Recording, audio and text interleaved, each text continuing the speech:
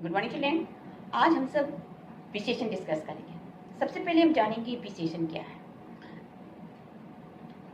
तो विशेषता बताने वाले को विशेषण कहते हैं। यह एक विकारी शब्द है। संज्ञा, सर्वनाम, क्रिया और विशेषण, ये 4 विकारी शब्द होते हैं, जिनमें संज्ञा और सर्वनाम की विशेषता बताने वाले को विशेषण कहते हैं, क्रिया की विशेषता बताने वाले को क्रिया विशेषण और विशेषण की विशेषता बताने वाले को प्रविशेषण कहते हैं। तो चलिए हम अपने पॉइंट पे आते हैं। हम सब विशेषण पर थे, तो इसे स्पष्ट करने के लिए हम एक एग्जाम्पल लेते हैं। राम ईमानदार है। राम कैसा है? ईमानदार है। वह ईमानदार है, तो वह कैसा है? ईमानदार। इन दोनों सेंटेंस में ईमानदार जो है वो विशेषण है और राम संज्ञा है जिसकी विशेषता बताया जा रहा है, और दूसरे सेंटेंस में वह सर्वनाम है। तो परिभाषा क्या हुआ कि संज्ञा और सर्वनाम की विशेषता बताने वाले को विशेषण कहते हैं। क्लियर? ओके। अब हम विशेष्य पे आते हैं। विशेष्य किसे कहते हैं? तो जिसकी विशेषता बताई जाती है उसे विशेष्य कहते हैं। चलो इसे भी एक एग्जाम्पल द्वारा स्पष्ट करते हैं कि राम ईमानदार है। तो यहाँ पे किसकी विशेषता बताई जा रही है? राम की। राम क्या है? संज्ञा शब्द है। दूसरे सेंटेंस में वह अच्छा है। तो कौन अच्छा है? वह अच्छा है। वह क्या है? एक सर्वनाम शब्द है। तो यहाँ पर भाषा क्या होता है? जिन संज्ञा या सर्वनाम शब्दों की विशेषता बताई जाती है उसे विशेष्य कहते हैं। अब प्रविशेषण देखते हैं। प्रविशेषण किसे कहते हैं? तो जो शब्द विशेषण की विशेषता बताता है वह प्रविशेषण कहलाता है। जैसे पेड़ बहुत लंबा है, तो लंबा विशेषण शब्द है, उसका गुण बता रहा है। और वहां पे विशेषण की विशेषता कौन बता रहा है? बहुत। बहुत लंबा है, तो बहुत क्या हुआ? प्रविशेषण। तो चलिए विशेषण, विशेष्य और प्रविशेषण क्लियर हो गया? ओके। अब हम विशेषण के प्रकार को देखते हैं। विशेषण 4 प्रकार का होता है, या इसी दूसरे शब्दों में कह सकते हैं कि विशेषण के 4 भेद होते हैं। गुणवाचक विशेषण, संख्यावाचक विशेषण, परिमाणवाचक विशेषण, सर्वनामिक विशेषण। तो पहला है गुणवाचक विशेषण। जिन शब्दों से संज्ञा या सर्वनाम का गुण का बोध होता है वो गुणवाचक विशेषण कहलाता है। तो यहाँ पे गुण में सिर्फ खूबियां ही नहीं हुआ, गुण में आपका दोष, रूप, रंग, आकार, प्रकार, ये सारी चीज आ जाते हैं। चलो इसे अलग अलग एग्जाम्पल द्वारा स्पष्ट करते हैं। जैसे ईमानदार बालक, तो यहाँ पे बालक का अच्छा गुण दिखा रहा है, ईमानदार है, यहाँ विशेषण है। दूसरे सेंटेंस झगड़ालू व्यक्ति, तो वहाँ व्यक्ति का दोष दिखा रहा है।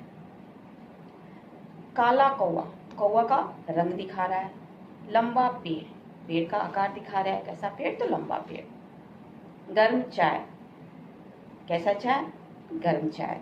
तो ये सारी जो किसी वस्तु का संज्ञा या सर्वनाम का गुण बताता है, गुण का बोध कराता है, वो गुणवाचक विशेषण कहलाता है। ठीक है। अब सेकेंड है संख्यावाचक विशेषण। जैसे कि नाम से ही स्पष्ट हो रहा है कि जिस विशेषण शब्द से संज्ञा या सर्वनाम की संख्या का बोध होता है वो संख्यावाचक विशेषण कहलाता है। जैसे कक्षा में 20 बच्चे हैं, और दूसरा सेंटेंस बोल रहे हैं कक्षा में बहुत बच्चे हैं। तो यहाँ पे 20 और बहुत दोनों ही संख्यावाचक विशेषण हुआ। इस प्रकार संख्यावाचक विशेषण 2 प्रकार का होता है, निश्चित संख्या वाला विशेषण और दूसरा अनिश्चित संख्यावाचक विशेषण। निश्चित संख्यावाचक विशेषण जिसमें एक्यूरेट एक निश्चित संख्या का बोध कराया जाता है, जैसे 2, 4, 10, 100, 25, 50। और अनिश्चित संख्यावाचक विशेषण जिसमें निश्चित संख्या का बोध नहीं होता है, जैसे बहुत, थोड़ा, कुछ, अनेक इत्यादि। समझ गए? अब थर्ड है परिमाणवाचक विशेषण। परिमाण का मतलब होता है माप तौल। तो जिन विशेषण शब्द से किसी वस्तु का माप तोल का बोध होता है वो परिमाणवाचक विशेषण कहलाता है।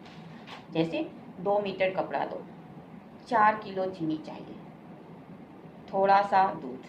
तीनों सेंटेंस देखें तो दोनों में क्या है, ठीक संख्यावाचक विशेषण की तरह है कि दोनों में 2 मीटर कपड़ा, दूसरे सेंटेंस में है चीनी। तो इन दोनों सेंटेंस में एक निश्चित माप मांगा जा रहा है, निश्चित माप को दिखा रहा है। 2 मीटर कपड़ा, 4 किलो चीनी। और तीसरे सेंटेंस में थोड़ा सा दूध, उसमें निश्चित नहीं है, थोड़ा सा में थोड़ा हो सकता है, आधा गिलास भी हो सकता है, चौथाई गिलास भी हो सकता है। तो यहाँ पे भी परिमाणवाचक विशेषण 2 प्रकार का होता है, 2 मीटर, 4 किलो, 100 ग्राम। और अनिश्चित परिमाणवाचक विशेषण जिसमें निश्चित माप का बोध नहीं होता है, जैसे थोड़ा, बहुत, अनेक इत्यादि। ठीक है। अब संख्यावाचक और परिमाणवाचक को हम कैसे समझेंगे?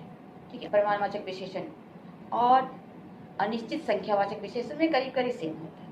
तो इसको समझने के लिए हमको ये देखना है कि संख्यावाचक विशेषण में वस्तु को दिखाया जाता है जो जिनका काउंटिंग किया जा सके, गिनती किया जा सकते हैं, जैसे पुस्तकें, बालक जिनको काउंट कर सकते हैं, 10, अनेक बच्चे, कुछ पुस्तकें। ठीक है। और परिमाणवाचक विशेषण जिसमें काउंट नहीं किया जा सकता है, थोड़ा सा पानी, बहुत सा दूध।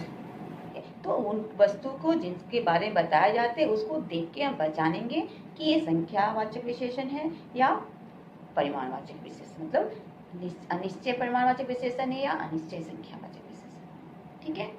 अब चौथा है सर्वनामिक विशेषण। सर्वनामिक विशेषण, इसको समझने के लिए सबसे पहले हम एग्जाम्पल देते हैं। यह पुस्तक मेरी है, ध्यान से सुना। और दूसरा सेंटेंस है यह मेरी पुस्तक है।